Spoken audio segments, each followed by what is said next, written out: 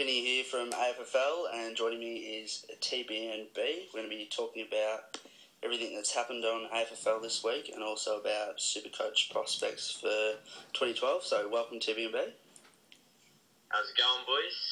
I'm sure a couple of you are intensely listening to the sound of my voice. A couple of you have been interested in that. Let's get it started. Well, apparently I sound like a fat guy, according to Shabby, so that's nice. Another classic call from Shabby with his amazing sense of humour. But first off, I think we'll get started by talking about the latest coaching change in AFL, with Tigger going out and Jinxie coming in to coach Fitzroy. What did you think about it? I'm actually pretty happy about it.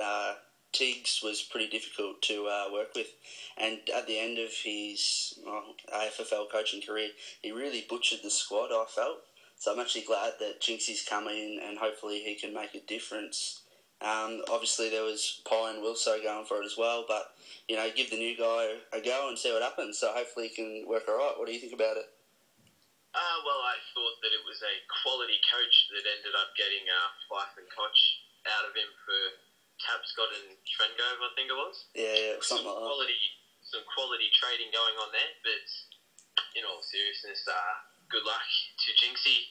Probably the right time for Tigger to pull out. I think he'd been saying for the past couple of months that he was sort of losing the passion for the game, and I think that really reflected in his past couple of trades. Fitzroy, they did have a good list at one point. They had a lot of quality young players, but after trading out some real top players, it'll be a tough job for Jinxie to restore them to, well, I wouldn't say the heights of Fitzroy, but, make them a good side again. Yeah, he does have still a bit of talent to work with. He's got Dawsey and Trengove, and Jared Ruffhead as well, who looks like he'll be back for round 1 in 2012. So he's still got some good players there. Just hopefully he can go right in his first couple of trades and not lose them.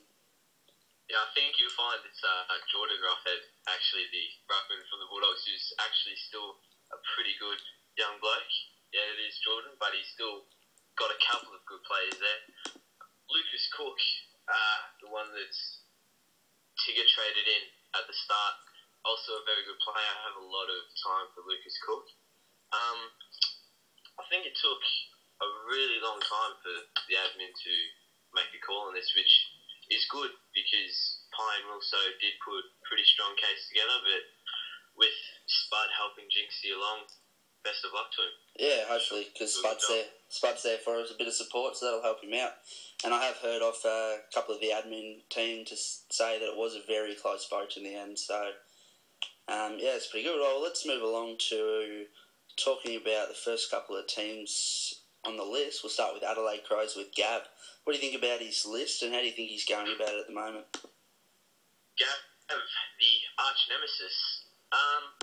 I just saw a couple of days ago, he posted the 22 when he took over Adelaide, and it's got players like Jesse O'Brien and Brett Ebert and Brock McLean starting on the midfield.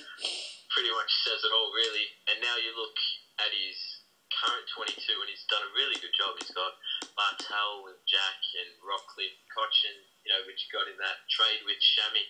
And he's done a really good job, especially lately. He's had a couple of ripping trades.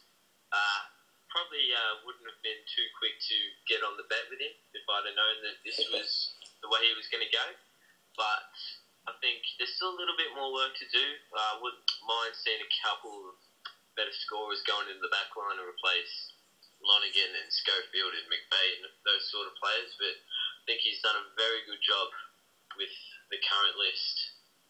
Yeah, what do you reckon? Yeah, 100% agree with that.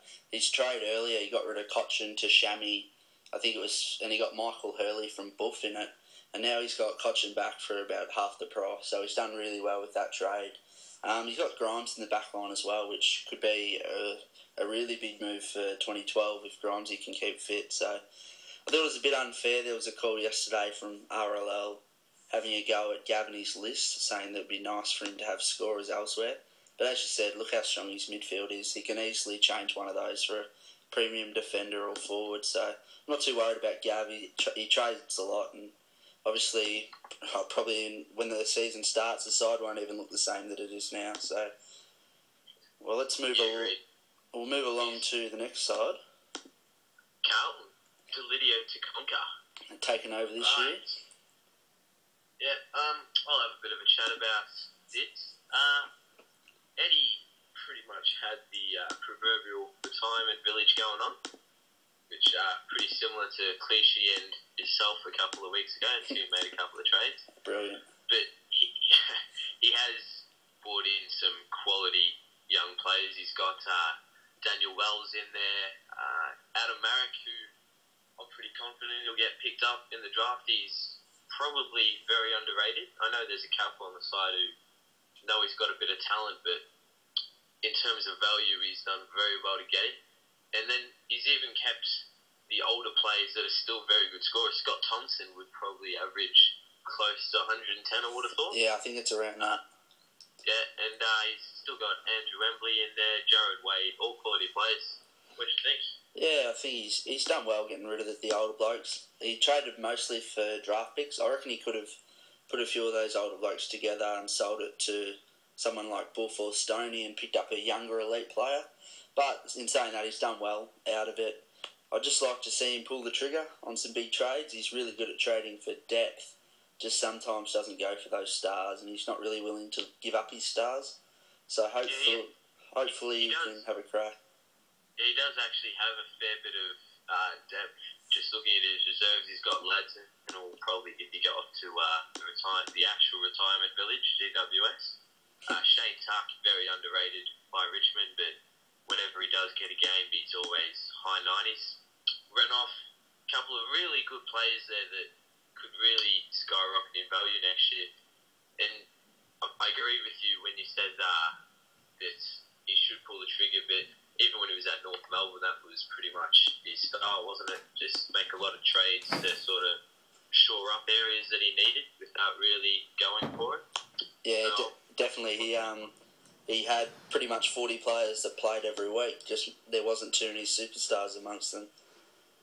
Yeah, and even when he got Buddy Franklin and he traded him out, for more depth, but I think it's probably better that he does do that because a lot of, myself included, that really do sort of go more for the guns and not take the deals that are more depth orientated.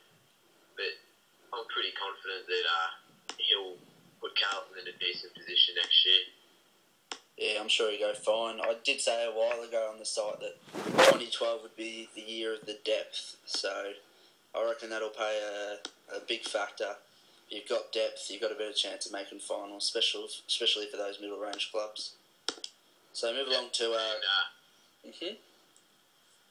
I was going to say he does do a lot of trades during the year. I think when you did that little trade count for 2011, I think he was the highest by a fair margin. So yeah, I think he was in the 50s or something. It was huge. Yeah, exactly. So any problem that he does have during the year, he'll be quick to get straight onto it. We'll move along to Collingwood, where Rain Black is the coach of that side. He's got some good players. He's got probably the second most valuable player in the comp at the moment, Scotty Pendlebury, in there. Got the young fella in Daniel Rich, who I'm sure will have a huge 2012. Jared Ruffhead, coming back from injury, you never know. And I actually like the pickup of Harley Bennell. That's a pretty good pickup. Very underrated on this site.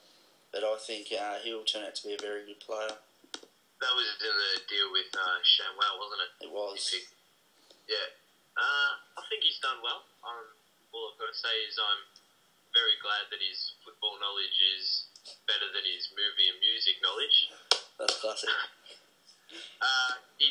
On to some serious business. His list is in a good position. He's got a couple of good quality players in there. Pendlebury obviously goes without saying how good he is. Steele Sidebottom, Daniel Rich, Trent McKenzie, Phil Davis are the first 5 players on his list. That really says it all, pretty much. And then even if he's got depth players, Harley Bennell, Lewis Johnson, who after he got traded to Adelaide would probably be in line for a lot more opportunities than he got at Sydney. Shane Savage, Jared Graham.